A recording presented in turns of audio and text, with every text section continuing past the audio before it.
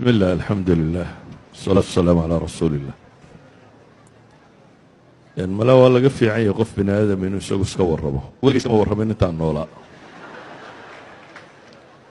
يعني بدن ما تي في أما قول الجرائد أما قول الراديو وهي ما تنا وكورسين ولقينا ورما بحين ولقينا تي في متجين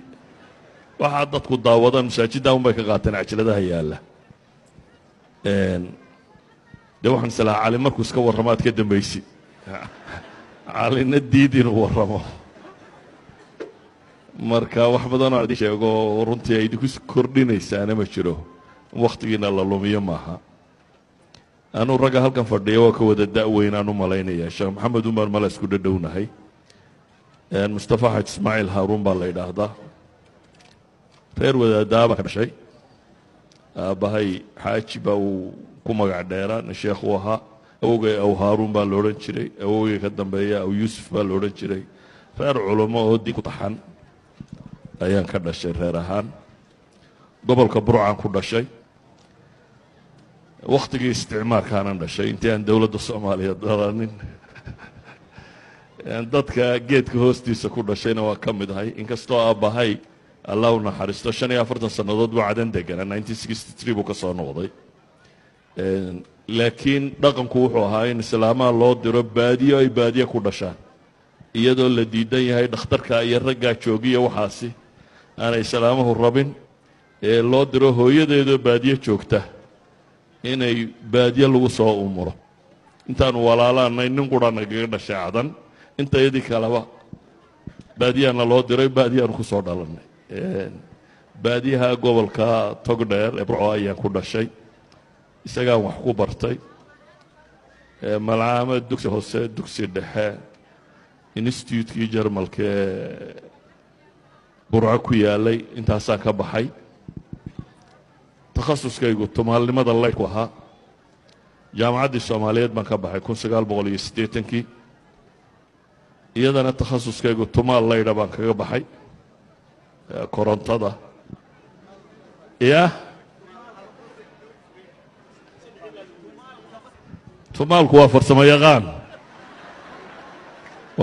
yaqaan laydh baan kaga baxay jaamacadda kadibna waxaan noqday macallin dugsiga farsamada gacanta ee jarmalku dhisay ku yaalla magaalada burcan macallin ka noqday markaan muddo sanad iyo meelaha joogay dowladdii soomaaliyeed baa ay xidhay dowladdaas soomaaliyeed ma rabo wax badan inaan ka sheego laakiin inta meelooda wax ku xidhi jirtayba waan soo maray station police waa laygu xidhay NSS waa laygu xidhay xero gulwado waa laygu xidhay xero military waa laygu xidhay dhabarjabin waa laygu xidhay jeel waa laygu xidhay weligeyna maxkamad layma taagin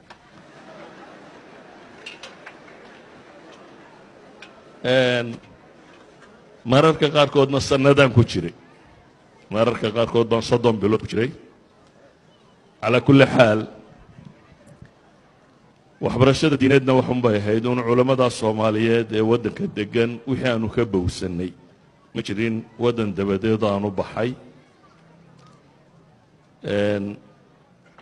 intii dambana si aanu joogo un waddanka soomaaliya ayaa dagaaladii jabhaduhu ka dhaceen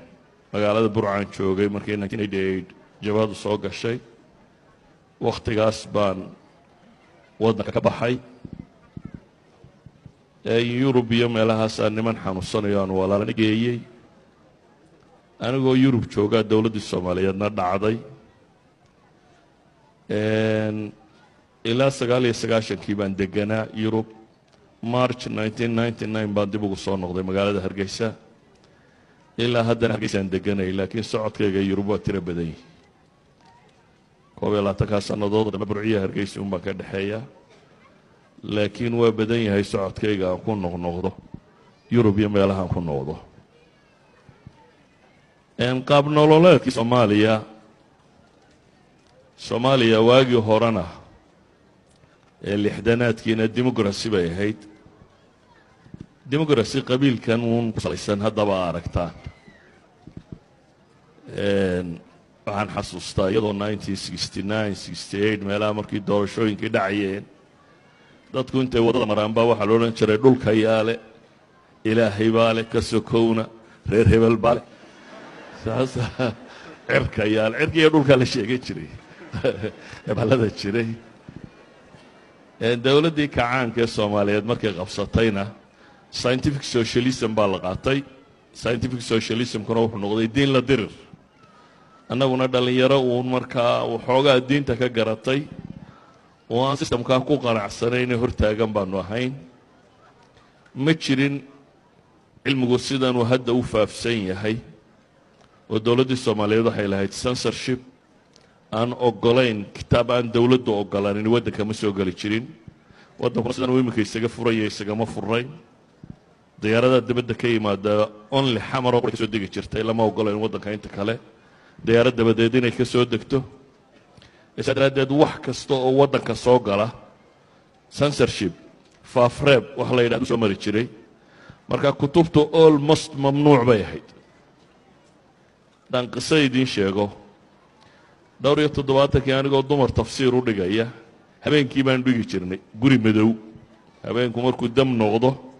ayaad guri tagaysaa dabeetana halkaasaad waxoogaa dhowr dumar oo la soo ururiyey tafsiir ugu akhriyaysa tafsiirkan haystay markaa waxaa kitaabkan jalaalaynka la yidhaahdo jalaalaynadii waagaa dadku haysteen iskuma rakibnayn waxay ahaan jireen dhowr xaashiyood oo isku jiri jireen dabeetana gal sare buu leeyahay ku daboolan habeen baa labada xaashiyood aad dhigaysaad kala baxaysaa ila uu furfuran yahay labadii baa la soo baxay habeenkii anigoo meel la sii dhukusaya ayaa dabayliyey timo labadiina dabayshii baa qaadatay yani kutub ma taalo badani aad bay cidhiidhi u ahayd culimo waddanka waa deganayd laakiin lama ogolayn inay wax dhigaan ama wax akhriyaan bale waxaa laga yaabaa haddaad nin dhallinyaro ah tahay inuu kaa boqo waayo dawladda ku xidhaysa inuu kaa fogaado nin inuu tafsiir caama ama akhriyi jiray weliba Soomaaliya waagaasi tafsiirka bisha Ramadaan baa inta badan la akhriyi jiray waqtiyada kale kutubta fiqiga ama naxwa ama waxaas la akhriyi jiray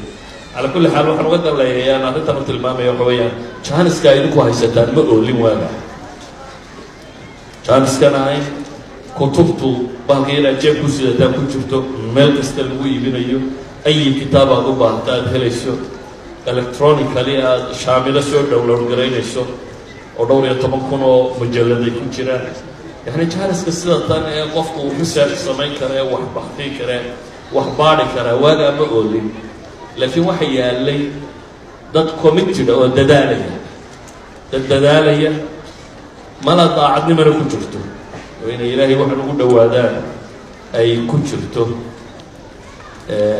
marka anigu qadiyada jecel inaan ku celiyo waxa weeyaan war nicmada haysataan ku saabsan diintu sida ay maanta u fududahay inuu qofku barto may oolin waxay ahayd wax aad u cidhiidhiya sidaad u xasilaysaana ay inta badan ku xidhnaanayso sida aad wax u akhrido xataa iyadoo wax akhriskaagu fiican yahayna aanad helaynin wixii aad akhriyi lahayd uu cidhiidhi kugu gelayo intan dambe na dee meelaha un Soomaalidu joogto baan wax ka sheegi jirnay anigu macallin baan ahaan jiray saa daraaddeed sheekh maan noqonin weli bana gaadhin macallinkuna daris loo diro buu soo diyaariyaa oo daadhiga waana laga yaabaa waqti aanay culamada Soomaaliyeed haysanin qalabka technology-ga inaanu Yurub ka hortagayo wax akhriyo dad wuxuu akhriyay aan xasuustaa ajaladan ugu badan hore ee maantiyadii dadku dhageysan jireen maqaaxan ku akhriyi jiray waa Soomaaliyeed oo Norway maqaaxid Somali Welfare Leader Somali Welfare Organization ayaa ku yiri war labadii toddobaad maalin wax ma idin akhriyay oo ka saydaadeen ha niman carabaha ka tagay oo aan diinta isku fiicnayn baa ku badna markaasaan bilaabay inaan muxaadaraad xawla al-iimaan arkaan al-iimaan iyo xawla al-xadaara al-islaamiyya ka warramo nin dhallinyaraa baan aha hadal badan 2 saac iyo dheeraad baan maalin ileen 14 cashaan mar helaya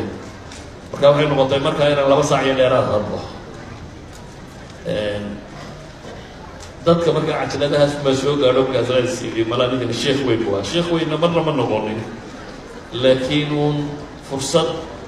aanay jirin anigu in wax la duubo maan rabin waxaan xasuustaa waxba ha duubinaan ku idhi nin dhallinyaraa baa intuu kamarad iska soo qaatay buu wuxuu yihi sheekh ama fadhiyo wax akhri ama iska tag